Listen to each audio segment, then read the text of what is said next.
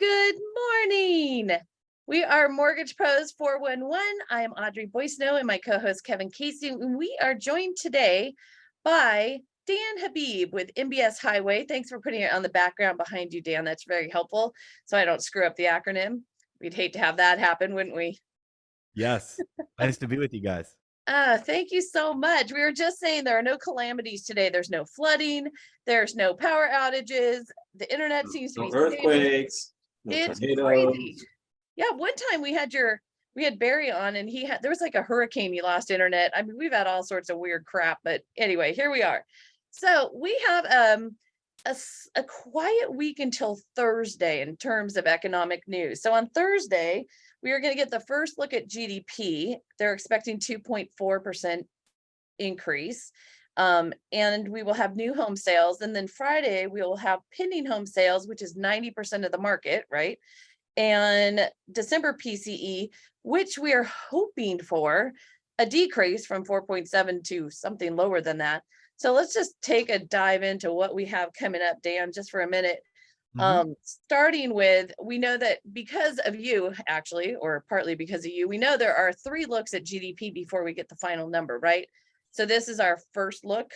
Yeah, so this is going to be for Q4 GDP, and you get the advanced reading, which is the first look, then the preliminary reading, which they revise it, and then the final reading. So, I think we're going to see some gains in Q4 GDP following some gains in Q3. But, a couple of things you want to look out for here, right? If we get 2.4, 2.5 or higher, that doesn't mean that the economy grew by that amount in that quarter. That's an annualized rate of growth. But while I think we will see some, temporary growth, and I wouldn't be surprised if it comes in a little slower, I think that we're going to see all that reversed for Q1 of 2023 and Q2. So I'm expecting a further slowdown in the economy, and we can go over some reasons why. So Well, you think it's gonna be negative or slow down GDP? I wouldn't be surprised to see it be negative in Q1 or Q2. And there's so many recession indicators out there and signs of the economy slowing. And we could share some charts on that. But I think the big news, I don't think the markets are necessarily going to react too much to that GDP news. I think the big one is going to be PCE, personal consumption expenditures, on Friday. That's the Fed's favorite measure of inflation. I don't think it's the best measure. None of them are perfect. I think the markets respect CPI more, but that's what the Fed's looking at. And, that one has much less weighting of the cost to put a roof over your head, as well as out-of-pocket medical expenses. They have about half the weighting of housing or rental costs in that index. And they also look at things like Medicare and Medicaid, which is artificially weighed down. So I don't think it's as good of a read. And it's the reason why that number typically runs lower than the CPI. And another thing to keep in mind is that the market still will react to it, but we've already seen the reaction to the CPI report, which we got just a few weeks ago, where, as we've been saying, inflation is continuing to moderate and rates have continued to get a little bit better, one inflation report at a time. But Audrey, as you mentioned on Friday, the estimates for the core reading, which is really what the Fed is looking at, is for it to come from 4.7 down to around 4.4 or so. Now, why do we look at the core reading? The core reading strips out volatile food and energy prices. Now, while you might say that's important stuff to us, of course, right? We spend a lot of our money on food and oil. Yep. The Fed doesn't feel that they can impact that with their monetary policy, meaning hiking rates and such, because there's extraneous forces that can impact food prices. Maybe it's bad weather. You don't get as much crop yield. Maybe it's geopolitical turmoil, things like Russia and Ukraine. And oil prices, what if OPEC changes production levels and such, or turmoil? So a lot of different factors. Fed doesn't think they can have a big impact there. So that's why they look at the core rate. okay, can I just say, first of all, that the inflation numbers can be confusing because we toss around all these acronyms all the time. And frankly, when I hear PCE, all I hear, or I hear, what you guys say behind it in my head now, which is good.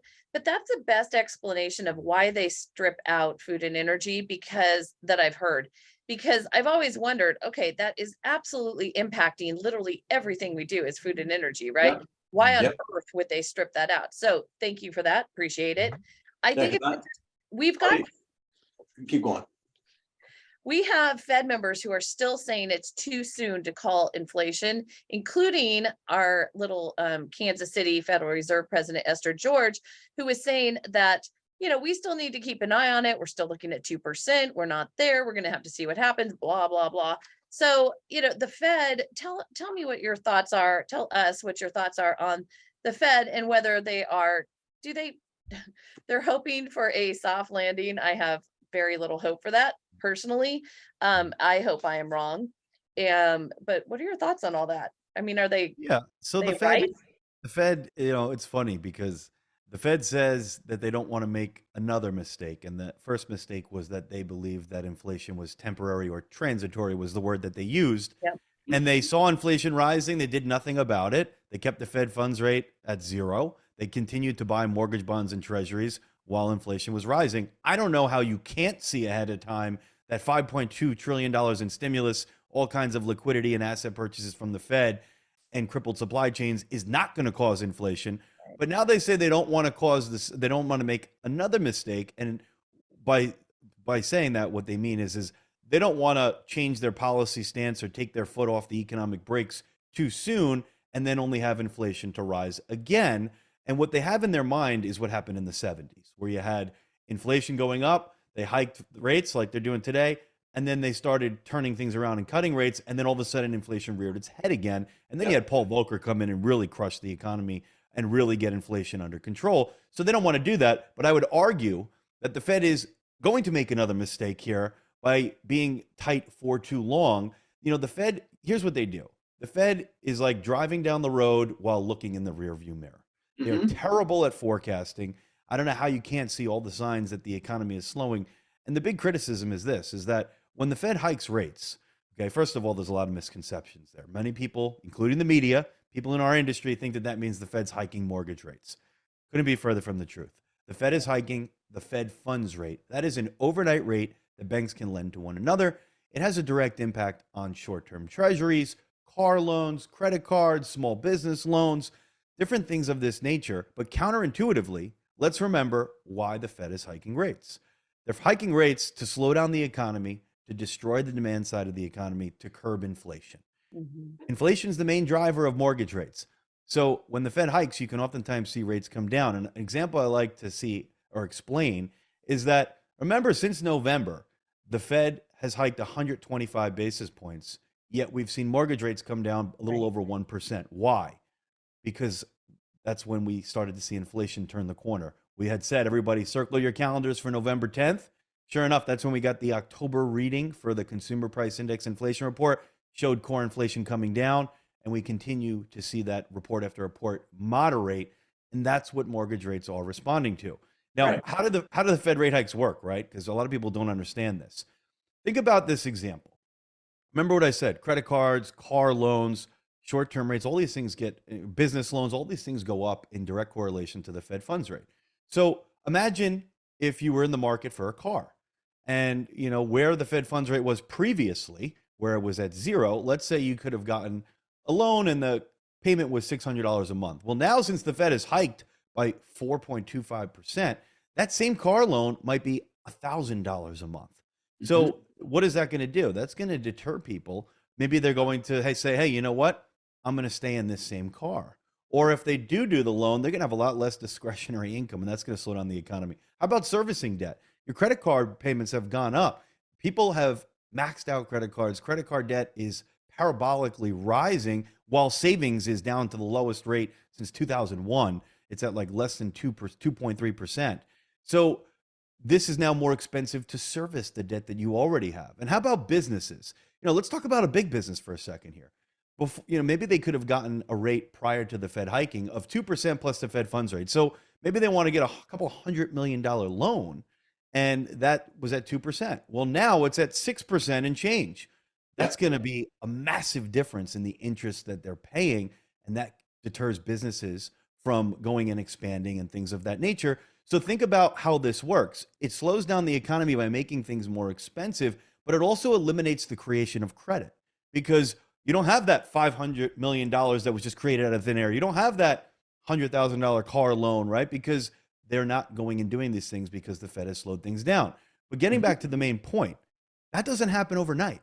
The Fed hikes and the markets try to anticipate what that means. You could see a sharp reaction in the markets after a Fed decision, but that doesn't trickle its way through the economy for several months. Could be Right. 6 months, could be longer. So the criticism of the Fed is this, is that you've hiked at the fastest pace in the shortest amount of time in history, but we haven't even felt the cumulative impact of those rate hikes yet. We're starting to. You're starting to see things slow down. You're starting to see retail sales come down and be negative for the last 2 months. There's a lot of other indicators out there, but the cumulative impact has yet to be felt. So a lot of people are saying, us included, that, hey, the Fed needs to stop looking in the rearview mirror as they're going down the road, start looking forward and realize that they're going to kill the economy. And if we're not already in a recession, we certainly have a lot deeper to go. Okay, so let's just take a moment and make sure, just a reminder to the listeners, that when you're talking to your borrowers and they have debt, make sure you're asking to see their credit card statements. A lot of them don't even know they're paying 29.99% on a credit card. And so, yeah, maybe they have a 2.5% rate on their first, but do the math on where the break even point is for where it makes sense to keep that or not. And just in other news, there are LLPA adjustments coming from FHFA. They're going to go into effect in May. I'm diving into this and I'm looking for a chart that most easily maps out what that will look like. So stand by on that. We know that that will be priced into our pricing engines sooner rather than later, because those are going to be loans that are delivered in May. So just be on the lookout, know that we're aware of it, and we're working on getting something more concise and better for you guys to more easily understand. Okay, so circling back to Dan. But just wait before you go on. So what you're saying with those hits from the Fannie and Freddie, that even though the market's going to push rates down, those hits are going to push rates up very soon. Yeah, exactly. So it's this real interesting thing that's going on in the market. And Jill made a comment about the price of eggs. Yes, my son, who goes to college in San Francisco, sent me a picture yesterday of, he was at a store and the price of eggs was almost $10 a dozen. And so it is crazyville out there. And there are so many different pieces that factor into this. Okay, so that eggs aside, let's look at the March to May 10th, Dan, because MBS Highway has very clearly laid out, as they did with October or November inflation numbers hitting a peak. What are we looking forward to in May, aside from the LLPA adjustments, which will So I suck? think it's important to take this step by step. And if it's okay, I'll share my screen Please. here. Oh, you know what? I just need the access. Oh, there you go. We all know how great I am at this, so stand by. Hopefully, okay. Can you do it now? I can. God, Okay. So when we talk about inflation, the reason why it's so important, besides the impact of what you guys were just describing, we feel the effects because your dollar doesn't go as far. It erodes your purchasing power. The price of goods and services goes up. Eggs cost more money. It's also the main driver of mortgage rates. And I want to just give you a quick explanation as to why. So if I wanted to borrow, let's say $100,000 from Audrey, maybe she agrees to do so. maybe. She is going to not do it for free, right? Maybe she'll agree to do it, but she'll charge me a certain rate of interest. And let's say the interest payment, it got her $500 a month. So with that $500, she puts a list of goods together. She goes to the store. She could buy everything on that list. Not eggs. Well, you can at this point. But in the background, much like we've seen over the last year, inflation is rising. So all of a sudden, 4 months later, she goes to the store and she notices that that same $500 that she was receiving, you can't buy everything on that list because inflation has eroded the purchasing power of that fixed return that she's getting, and the cost of goods and services has gone up. Now, she can't do anything about the loan she gave me. We got that in a contract for the next 30 years. Ridiculous. She's not going to be happy about that. But what happens if Kevin says, you know what, Audrey, I'd like to borrow $100,000. You gave it to Dan. Will he do it to me as well? Well, she might agree, but seeing this inflation, seeing the purchasing power of the fixed return she's getting from me get eroded because of it, she was going to has to charge him a higher rate of interest. So she starts at a higher perch, a higher return to combat that faster pace of erosion. Now, this is oversimplified, but it works very much in the same way in the market and with investors. So they demand a higher rate of return if inflation's rising, especially a long duration bond like a mortgage that's in place for theoretically 30 years. Anytime you see inflation rising, you're going to see mortgage rates rise. But the opposite is also true. If inflation comes down, mortgage rates come down. Now, getting back to inflation, that's why this is such an important thing for us to follow. The report that we think is the best one, and again, none of them are perfect, is the Consumer Price Index report. Now, there's a core reading for that one too, which strips out food and energy.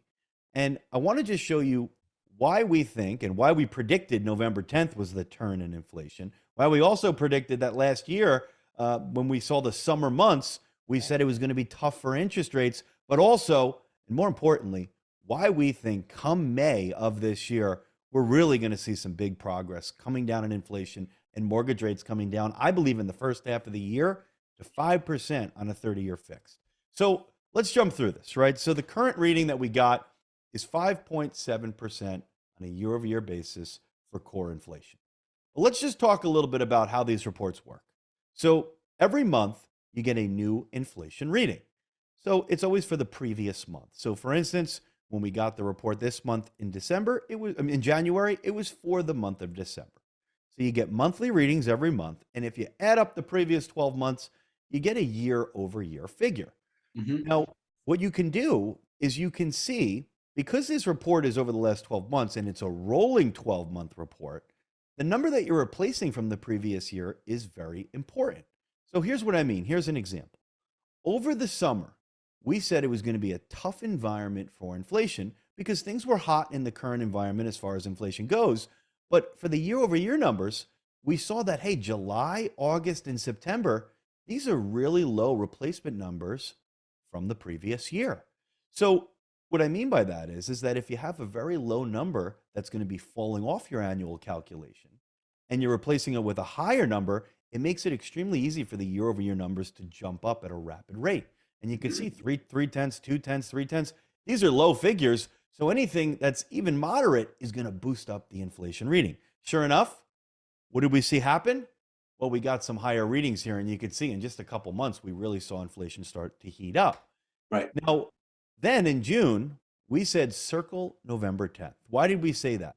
Because look at how, and when I say November 10th, that's when you get the October reading. Right. Why did we say to do so? Well, because those comparisons from the previous year, they more than doubled here.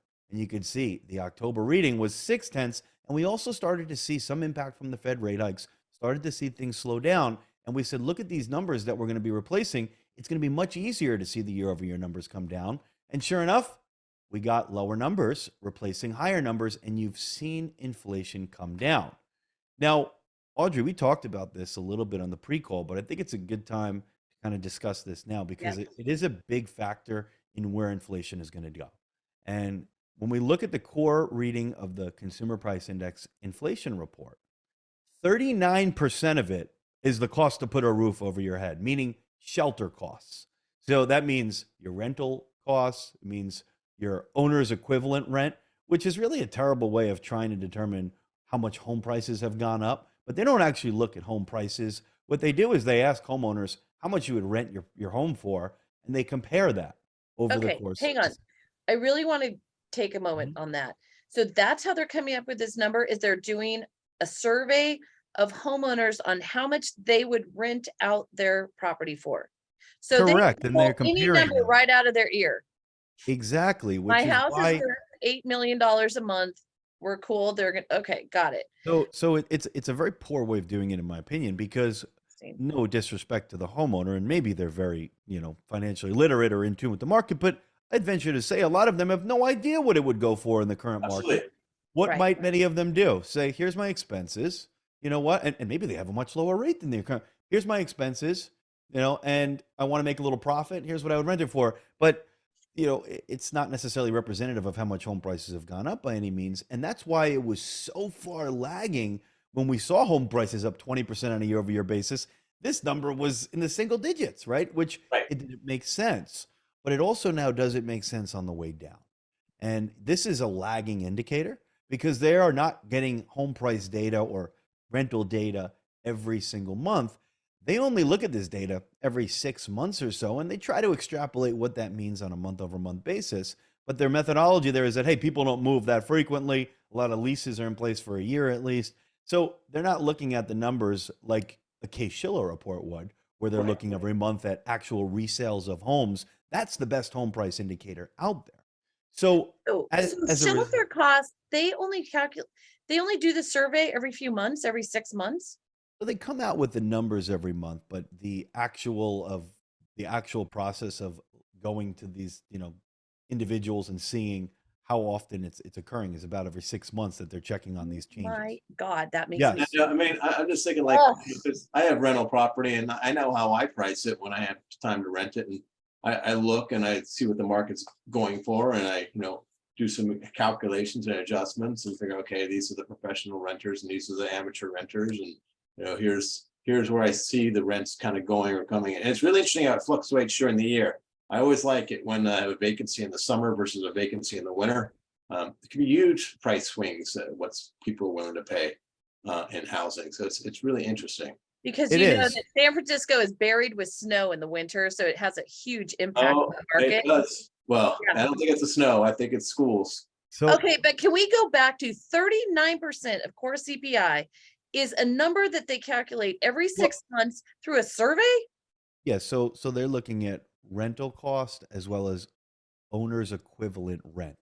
So Okay. rental costs makes up about 7 and change percent of that 39%. The rest of it, 20 something percent of it is owner's equivalent rent. So it's not perfect, but these are the numbers that we have to go off of. And this Got is it. what the markets are reacting to. This is also what the Fed is determining their monetary policy on. So this is how it's done. There's certainly some flaws, which is why I said none of these reports are even close to perfect, but CPI is still better than PCE, the Fed's favorite measure, in my opinion.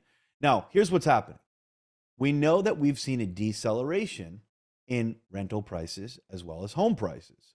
Now, at one point, rents, if you take a look at this chart, they were up about 18% on a year-over-year basis. They have since slowed, according to Apartment List, to 3.8%. However, within the Consumer Price Index report, their shelter component is showing that home prices have risen 7.5%, or shelter costs, including rentals, are up 7.5% on a year-over-year basis, and it's increasing. The monthly reading was actually the highest since like 1985. So you're trying to tell me that we saw in the month of December rental prices and home prices go up at the fastest pace since 1985 in that month? Obviously not. It's a lagging indicator. When we look at home prices, it's the same thing. At one point, home prices were up 20% year over year, according to Case-Shiller. Now that's slowed to about 9.2%. Big misconception here. The media will tell you, well, that means that home prices are down 11%. No. Doesn't work that way. Home prices have decelerated as far as the pace of gain from 20% to 9.2%. So from this time last year, home prices are still up 9.2%, but when looking previously, that annual gain is not as much. Now, home prices have softened, make no question about it, but according to Case-Shiller, from the peak, they are down roughly 3% nationwide. So it's very different than a lot of these people out there calling for a 30% housing crash, another housing bubble. I'm happy to go through some of those dynamics, but let's just stick with inflation for a second here. Here's the way I like to explain it. You guys remember going on a roller coaster? There's a point where you're going up a hill, click, click, click, click, click, and there's a point where the roller coaster is kind of straddling this hill. You have the front part of the roller coaster going down, the back part of the roller coaster going up, and then you kind of have the very top here, the inflection point or the flat level, right? So this is how I envision CPI and the shelter costs within it. So we know real shelter costs are softening a bit. And when you look at the rate of change, they're decelerating quite significantly. That should be adding deflationary pressure. But because of the lag, it's not yet. Real shelter costs in the CPI are still going up the hill. Where do we see that inflection point? When does it catch up? Well, I think it's going to be around March 14th when we get the February data. And that is for a few reasons. And I'll show you here with the same methodology that we used when we looked at some of the replacement numbers for the Consumer Price Index, the core readings. You can do the same thing with shelter. So let's just look at some of the upcoming reports that we have. So February 14th, we are going to be getting the January inflation data. So this is the next reading we got. Hopefully we get a nice little Valentine's Day gift there, right? But when you take a look at the overall index, we're replacing a high number at 0.6%. So we got to check there. But when you look at shelter, we're replacing a pretty low number here of 0.3%. So while I think inflation will still come down, it's going to be hard to see some really meaningful progress because shelter is still going to be sticky there. And remember, it makes up 39% of the report.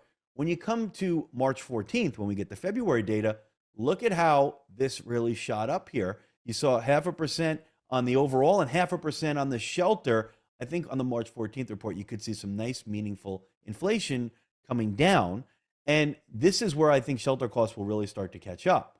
But then when you take a look at the April report, when we get the March data, April 12th, we had the number from last year be a low number, but the shelter cost is high. So it might again be hard to see some really big progress, but that all changes come May 10th. And this is why we said circle May 10th on your calendar. Shelter costs, I believe, will catch up in the March report, which is for February. But come May 10th, you have everything working in your favor on a comparative basis. The economy will slow further. The Fed rate hikes will start to take more of a cumulative impact and slow the economy down even more so. The consumer will certainly feel it more, and they'll be spending less. You'll probably see much harsher economic conditions out there, but then you'll also see the comparison from last year. Hey, 0.6%. That's a very high number we're going to be replacing. And at the same time, shelter of 0.5%. Boy, I think you're going to see inflation come down meaningfully. And that's why in the first half of the year here, I think you're going to see 10-year come down to, maybe 3%, maybe even a little lower if we get lucky. And I think you're going to see mortgage rates on 30-year fixed right around 5%. So this is kind of like a little bit behind the scenes on, and it can be a little bit complex, but looking at how some of these reports are formulated, looking at numbers that are going to be replaced and what numbers we're getting in the current environment, and when you could really start to see some meaningful progress lower in inflation, which would translate to lower mortgage rates. We're getting some comments saying this is the best explanation they've ever seen on this, and I would have to agree. It is, putting aside my frustration with the fact that they're using a crazy way to calculate such important numbers, this is really important for us to be aware of and to be able to convey to our borrowers and to realtors, because realtors are looking for a lifeline right now too, because they have gone through these huge adjustments and they're not sure what's going on. So with that, I'm going to throw in a couple things, Dan, quickly. Right now, we are at 26 days on the market overall. That's not very long. And 57% of contracts are going into contract within 30 days, 57%. So it's not like they're going on the market and they're just sitting there. And what we're seeing on our end is if something is sitting there, did the seller listen to the realtor and follow their advice? Or are they saying, oh no, my place is, should be millions number, or I don't need to stage it, or I don't need to do any improvements. I could just throw it on the market as is. That doesn't seem to be working, at least in our area right now. So first-time home buyers are 28. They've gone from 28% of the market to 31% of the market.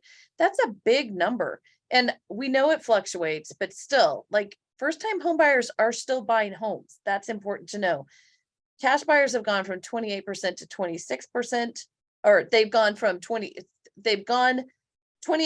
from 26%, and then investors are 16% of the market. So it is really, really important to be able to share these numbers and these all of this information with your realtors and your borrowers so that they know, is there a crash coming, Dan? Yeah, so let's dive into this, right? Because I think you brought up some really interesting stats, and Audrey, you're all over it. But listen, when you look at first-time home buyers, people will say that that's still below what they would consider normal, but I think it's amazing that it's 31% compared to 28% last year and we're seeing it much, that's more than it was. And there's a lot of headwinds out there for a first-time home buyer. You have higher rates, you still have elevated home prices, you have, higher inflation. So costs of other things are going up, right? But this higher is unemployment numbers. So the unemployment rate's still low at 3.5%, but that's one that gives a lot of people a head fake, meaning they say, well, how can we be in a recession or headed for a recession if the unemployment rate's so low? That's always the last shoe to drop. And if you look at some other reports or look at the household survey in the jobs report, without getting too deep, there's a lot of underlying weakness there. There's a lot of hours cut as opposed to laying people off, which translates to a lot of job losses if you extrapolate that across the labor force. But getting back to the housing market. So a lot of people out there I see trying to, frighten people, appeal to the amygdala where you register fear. Same old stuff from the media. The media has been negative on housing the last 10 years. And here's what drives me crazy, right? You see these people that have been calling for a housing crash. They missed over the last 2 years, even though they were negative then, a 40% rise in home prices. But now that home prices have softened 3%, according to Case Shiller, Right. Now they're taking a victory lap. You missed 40% on the way up, but now you're taking a victory lap, right? Now, let's talk about dynamics, because I like to refute a lot of this stuff in the market with data and facts, right? Because they don't lie. So statistics can always be manipulated. I see it happening with foreclosures in the media all the time. If you're coming off of a level of 0, of course the percentage gain is high. It would be like me saying there's 1 home for sale last year. Now there's 2 homes for sale. Inventory increased 100%. You still have 2 homes for sale. That's what they're doing out there with foreclosures and such. Right. You had moratoriums, okay, where you couldn't do foreclosures. And now foreclosures are up 150%. And they're saying the market's savagely unhealthy. I hear some people saying, well, what they don't tell you is that, number one, from 2019, we're still down 40%, and that's a more normalized market, right? And if you take a look at equity in homes, we're at like 58% average equity in homes. It's never been more. But let's get to some of the supply and demand dynamics, because so many people out there were saying, look at the March numbers and look at how inventory has significantly risen. Well, we were telling people all along, listen, this happens every year over those late summer months as people are trying to move and get settled ahead of the new school year for their children. Yep. And you always see an increase in inventory, but we said, watch this come down. Well, guess what? Over the last several months, we've seen it come down sharply. Do you know that according to the existing home sales report, there's only 960,000 homes for sale currently? And that is ridiculously low, number one. It was like 4 million in 2008, right? Yeah, there was, exactly. But not only that, it's a little misleading because these existing home sales inventory numbers include homes under contract. Mhm. And if those are not truly available, is 100% of them going to close? No, but active listings, I think, is a better number to look at. It's 690,000. Now, what does this look like in comparison to the housing crash that so many people are trying to make correlations to? Well, if you want to see what a bubble looks like, look at the supply and demand back then. Obviously, very low supply, very low demand. And right now, there's no doubt about it. We're in an activity recession because rates have gone up so much.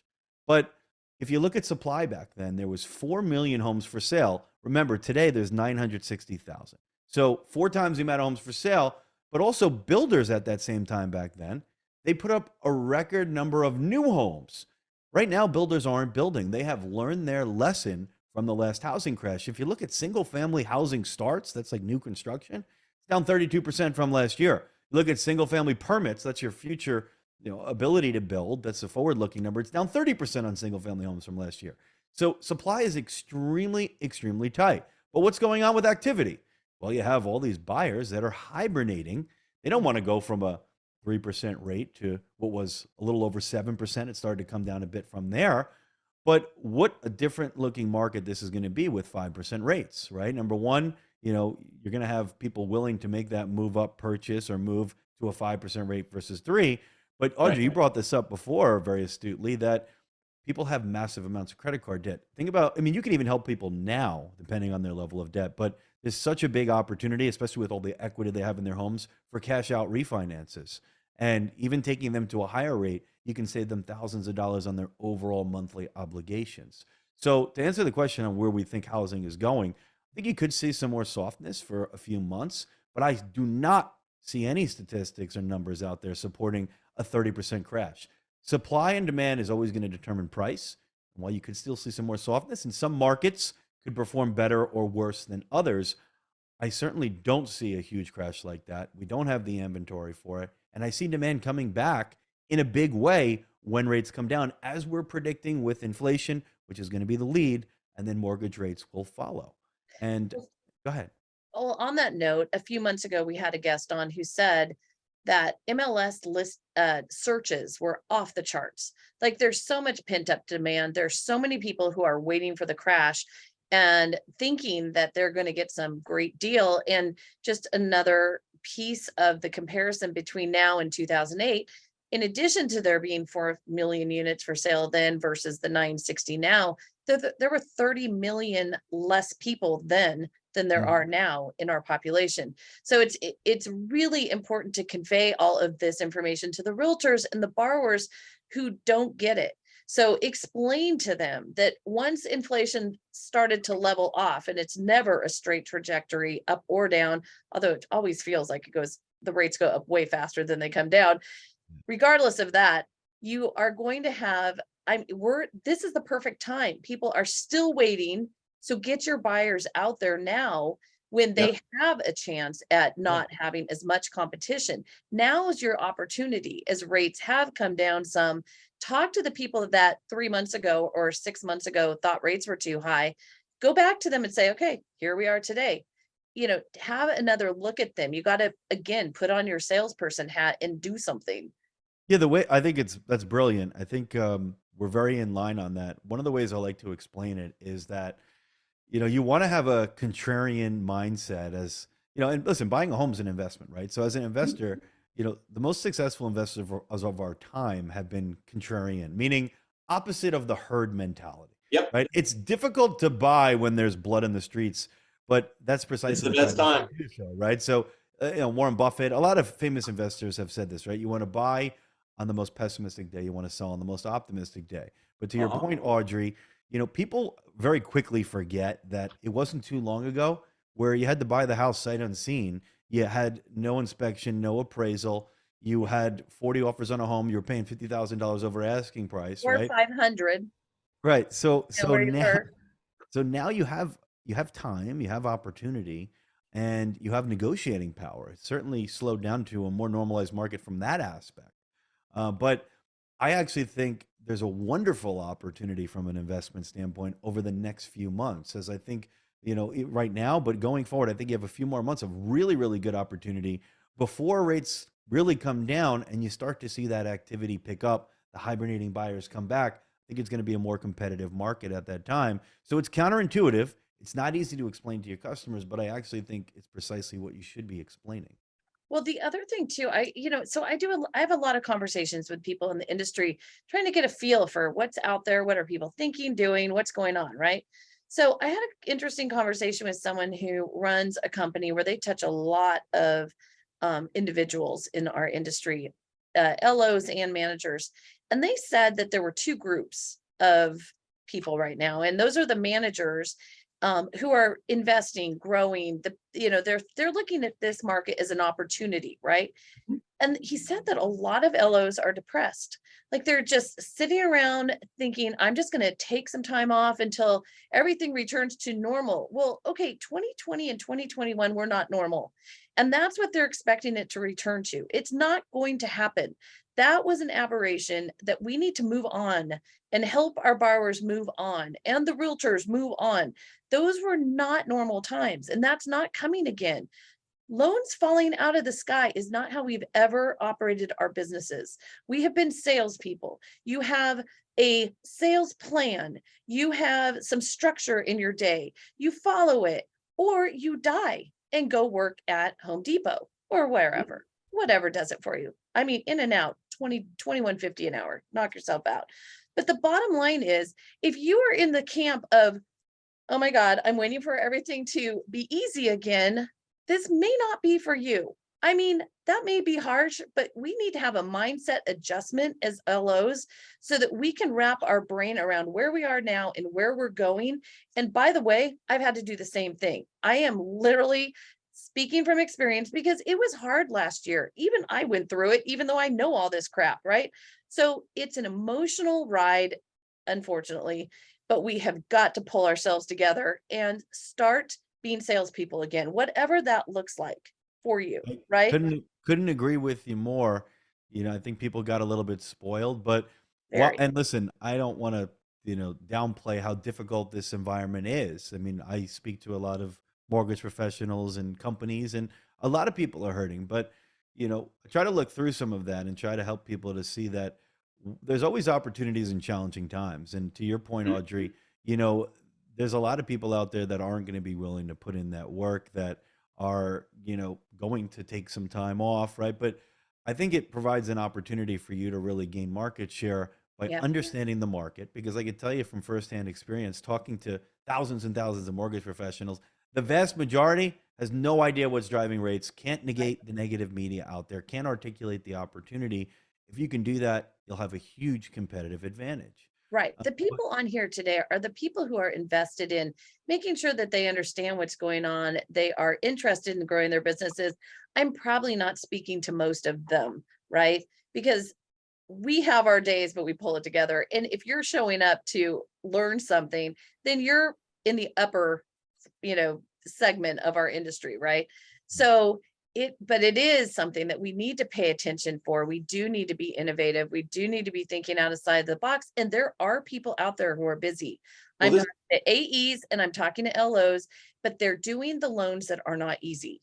that's They're exactly it. This is where you're providing your value. Your That's right. value is not answering a phone call and filling out a loan application. Your value is, oh, this loan's been turned down, or this loan's a big hurdle. How are we going to get through this system? I'm working on one right now where we're being really creative on a second loan, where we're getting a family to carry the loan versus going to an equity line where I got to qualify it at 10.5%. I'm like, well, family can lend the money. They'll do it at 3.5%. That's a good return for them. They're not going to get 3.5% by putting their money in the CD. And so I'm able to borrow 3 times as much money at the same payment, and that gets the deal done. And they're like, oh, we never, the bank never thought of this. I'm like, yeah, well, that's why you came to me. Think outside of the box, find new Outside the growth box. partners and work. Somebody had asked me to go back to what about the LOPAs, and I'm going to do it very briefly. FHFA releases a scorecard once a year, which they did in December, and it outlines what their plan is. So again, we're diving into that. And then Fannie and Freddie both have released their loan level price adjustment matrices, and they're a little mind-boggling, frankly. So again, I have them and I can post them. Actually, maybe that's what I'll do. I'll just post the whole thing on our website. And then if we find something that has it all in a nice, neat little package, then we'll do that too. So I can't even say it right, Kevin. www.mortgagepros411.com. And also the our YouTube channel is, the subscribers are growing. And share this with your friends, please. If you find value in what we're doing every week, will you please invite your friends to join us? So again, go to our website. The videos are posted. We may start having competitions to see which speakers get the most hits on YouTube. We'll see. I'm just kidding. I'm kidding. No pressure, Dan. Anyway, you can pull it off. Hey, Dan, if you're good. done, Audrey, I gotta just comment back to the roller coaster photo you had up there, and how one indicator was at the back of the roller coaster and the other indicator is at the front of the indicator. And if you've ever ridden on a roller coaster, I'm assuming most people have. If you sit on the very back of a roller coaster, that is where you get the whip effect, where you really swept around as you go up and over the bump, because you're already picking up speed before you hit the top of the apex of that curve. So when you go over it, it's a real flyover, versus when you're the leading indicator, it's more calmer and you got to see what's going ahead. So it's just a great analogy. I loved it a lot. yeah, All right. thanks. I'm trying to post our website. I think I just sent it directly to Dan only, because we all know what a technological whiz I am. So hang on, I'm on it, guys. I'm trying. Dan, if you can figure out how to share it for me, it might be best. You know what? It's only letting me do it to hosts and panelists, but I'll share it there. But it's not letting me, because I'm a panelist, I think, send it to everybody. Hang on. I don't know why it does that. There we go. Is that it? There you go. You did it. Yep. Hallelujah. Hallelujah. Okay. So moving right along. There we go. Let's see. Crypto. I want to talk about crypto just for a minute, because it has definitely been in the news in so many ways, good and bad, mostly bad, frankly. Yeah, some of that bad is actually good, I think, for crypto. Well, okay, we always say that about the housing market too. Okay, if we get bad news, then it's great for us, which is not good. The FTX debacle, I think that's going to bring in more Fed scrutiny over crypto and more regulation, which I think, kind of like, as much as we complain about CFPB in the mortgage world, it actually helps balance the markets. and people are more comfortable putting their money into crypto if the Fed is there to oversee that these companies are actually legit. Yeah. So I no longer think the CFPB is bad. So go ahead, Dan. Tell us what your thoughts are on. yeah, I think Yeah. there's definitely more regulation coming, and a lot of it is obviously catalyzed by some of the things we've seen, like Luna, which was an algorithmic pegged stable coin that didn't work. People lost their shirts there.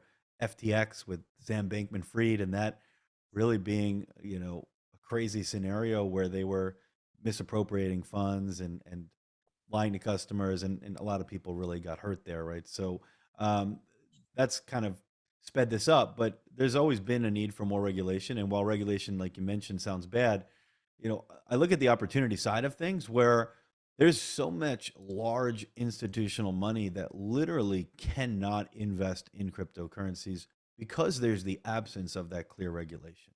So Mhm. while it can provide some headwinds, I think it's a net benefit from an adoption standpoint for the overall market, as now you'll have a lot more ability from these big institutions to invest in it. Now, cryptocurrencies, I just want to preface this. Personally, I may be a little biased, but I think that they are the best asymmetrical potential investment over the next 10 years, meaning you have the highest potential gain, but that's not without risk. It's not for everybody. There's a lot of risk, and everything I'm about to say here is not investment advice. But the one that I really like the most is Bitcoin. And with cryptocurrencies, you have to be careful because there's over 10,000 of them out there now. Some of Right. which are scams, some of them which are like pump and dump, pull the rug under you type schemes. But there's a lot of good ones out there that have what I call really good, or what people call utility. Meaning there's a use case for it. It is improving upon something, and some of the ones you probably heard of are Bitcoin and Ethereum and others. Mhm. But let's just talk a little bit about Bitcoin. And that's my favorite one because you have to remember with cryptocurrencies, the real preface of why there was something there is because it is a new monetary system without the need for centralization. You see, our economy is very much a centralized economy, meaning, and we're seeing some of the ramifications of that, meaning you have the Federal Reserve that has so much power and they are dictating the monetary policy, which not only impacts us, but the rest of the globe because of how important the US is. Absolutely. Yeah. And they may be not doing things correctly, aka how they handled inflation, right? Mhm. And they can determine what the money supply is going to be. They can literally create inflation, and misappropriate things. And then you also, in our economy, you have the need for these middlemen like banks out there. Mhm. Think about it. All of the transactions we're doing today, very few are cash. Well, who's going to keep track of the record? I mean, most money out there is a record of who owes who what, right? But you have to use these banks or credit card companies to facilitate the flow of funds and to facilitate transactions out there.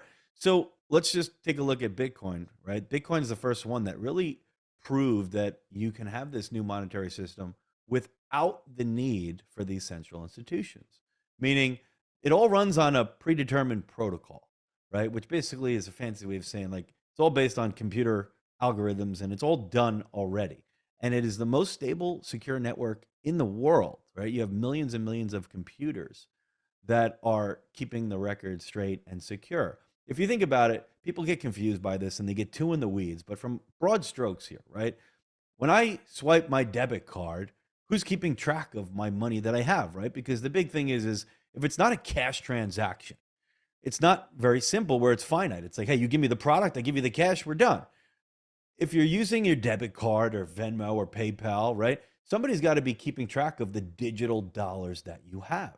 So I can't swipe my card a bunch of times real fast and spend more money than I have. So who does this? Well, your banks and your credit card companies, they have literally a ledger. Here's Dan Habib, here's his direct deposit, here's his bills that he's paying, and here's his live total. And they keep that behind their security wall.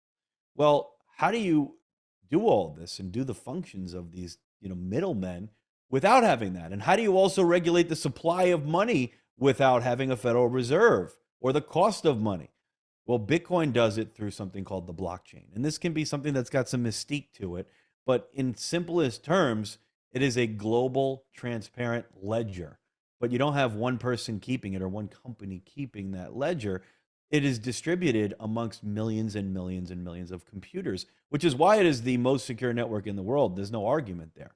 So, how does it really work then? What happens with supply? Well, you might have heard Bitcoin is finite. There's only 21 million Bitcoin that can ever be created.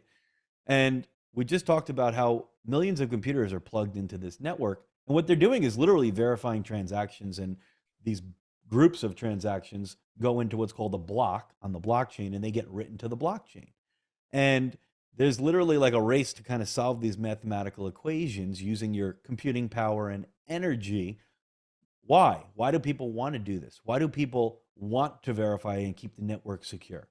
Because the financial reward's in the right place. If you're the first one to do this, you get a reward in Bitcoin as well as any fees tied to these transactions. So right now the reward is 6.25 Bitcoin. So, you're talking about a substantial sum of money if you're the one that is able to write this block to the blockchain. But here's the most interesting part. There's no Federal Reserve that's saying how much it's going to cost. There's no Federal Reserve saying, hey, we need to create more money and increase the money supply. That reward, by keeping the network secure, is the only way that new Bitcoin is brought into circulation. And it runs on a schedule. So the difficulty of the math question that we talked about, right? It adjusts so that depending on the network, how many people are using it and stuff, how many transactions, about every 10 minutes, a new block is written to the blockchain. So do the math over the course of a day. Every 10 minutes, 6.25 Bitcoin reward. Right now, there's about 900 Bitcoin created every single day. But every 4 years, that reward gets cut in half. What does that mean? It means the supply of Bitcoin that comes to market gets cut in half every 4 years. You may have heard of something called the halving cycle. So that means that come 2024, around April, the amount of Bitcoin coming to market every day is not going to be 900. It's going to be 450. So you have an asset, right, that can be used for exchange. It's peer-to-peer, by the way. You don't need any of these middlemen out there. You don't have a Federal Reserve saying any of the things that it does in our centralized system. And it's all on a schedule, and it's actually deflationary, right? Meaning it's getting more and more and more scarce. It's kind of why people compare it to gold, but a digital version, because gold, you can't just create more gold. Sure, you can mine it, right? You can mine it, but there's heavy costs associated with that, and it's a finite natural resource out there. So Bitcoin, is a much more portable type version for a lot more use cases created for the digital world. A lot of people's argument would be, well, there's no value in it. It's made up. Well, listen, most money today is literally numbers on a screen, programmatically there, okay? But not only that, our dollars aren't backed by anything besides the full faith and credit of the U.S. government. It used to be backed by physical gold. They did away with that, okay? That's So yeah. it is called fiat currency for a reason, right? It literally has value by decree, meaning by law. Now, I'm not trying to poo-poo our system or anything like that, right? Because it's obviously worked, but there's a lot of people that are critical of the fact that, hey, the U.S. is $30 trillion in debt. We're continuing to deficit spend, meaning how does a country get money? They take tax receipts from individuals, from businesses, right? And then they have their spending. Well, we've been deficit spending, meaning spending much more than we take in. Why do you think we have to keep raising the debt ceiling? We just hit the debt ceiling, right? And now they're talking about all these ugly things until at the 11th hour, they finally renegotiated and they increased the debt ceiling. Right. So what happens during all this? Well, if you look throughout time, the Fed is not wanting inflation to go negative. The Fed wants what they call a stable rate of it, meaning 2%. That means that every year things get more expensive by 2%, okay, if they had their way. That means that over time, the purchasing power of your dollars erodes, right? I mean, this is an environment where that continues to happen. Debt continues to increase. There's no way really out of that debt except for more debt, unless there's this huge reset, which nobody's going to want to do or be responsible for. So my argument for why I think Bitcoin's a great investment, although it's risky, is that it is, number one, you have the smartest minds in the world developing and investing in this DeFi space and in the blockchain, right? But it is a finite asset. And people talk about it having no value. I actually think it has inherently more value than any of the other ones, because remember, Bitcoin, this isn't just something made up. It's called the consensus mechanism for Bitcoin, meaning like how you verify things with it. It's called proof of work. The reason why it's called proof of work is because there's actual work being done. There's proof of that. The amount of energy and processing power to keep the network secure is enormous. That's why, back in the day, you might be able to have a computer with a server and mine stuff. Now, it's extremely cost prohibitive. So Not only that, but it's truly the only decentralized thing out there, which also has value. And I am the only one, if I use like a cold storage wallet, I'm the only one that has access to my money. Think about this yourself. If let's say your money's with Chase Bank, you don't bank yourself. Yes, it's your money, right? And some of it's like FDIC So the insurance. IRS decides they want to grab it. But what if you want to send money or go get your money after 5 p.m.? You're going to have a limit on your ATM withdrawal, right? What if you want to send money on weekends? What if you want to send money across borders? How about receiving money, right? There's 24 hours on 36 hours for checks to clear. It could take a week for money to get overseas, right? You don't truly bank yourself. And there's been some nightmare stories out there about freezing of accounts, right? There's been stories about churning of accounts. This is completely different with cryptocurrencies. I alone own my wallet and own my cryptocurrencies. And I don't have to ask anybody permission. At any point in time, I could send my money to anybody in the world in the matter of minutes for much cheaper than in your traditional system. And you can trade 24/7, 7 days a week. Yeah, Okay, it works like Forex. I'm going to dumb this down and tie it in a neat little bow. Ready?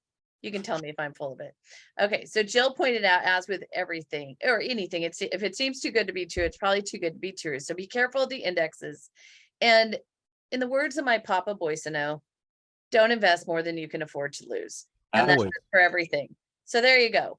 So Dan, I just love that you just give us these very intelligent, understandable, or more understandable than most things we've heard previously, explanations of things. Okay, so there's a couple of things I want to cover before we finish, and we are, as usual, going to run out of time before we run out of content.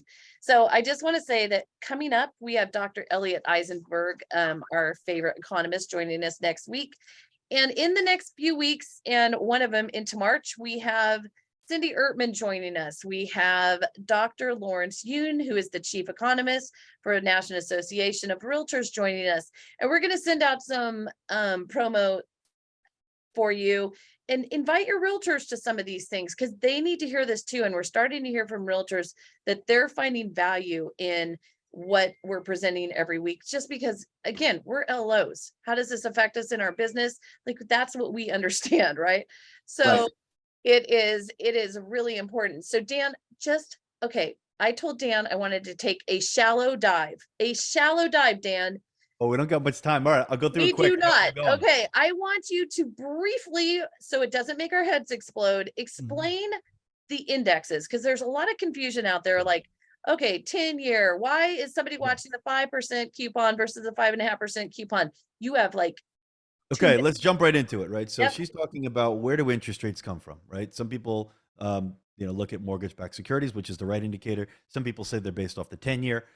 Okay, so the right thing you want to look at is mortgage-backed securities. Now, there's different coupons that are out there that you can follow.